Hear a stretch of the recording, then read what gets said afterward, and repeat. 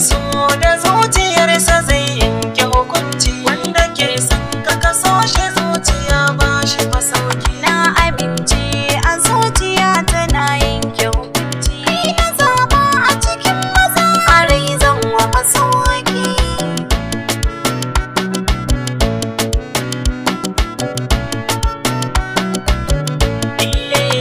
Muradin zuciya ta samu mai san ta tsare.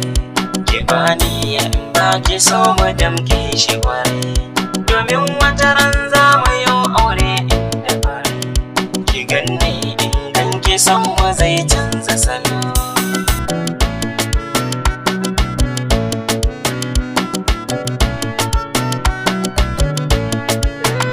Tunaninka nake a zuci so irinsa. Alƙalin so zan kira ka zo maza amsa. Da kaunar ka a zuciya ta raye kunsa. So ga abokai yau zama bayani zan bulbulo.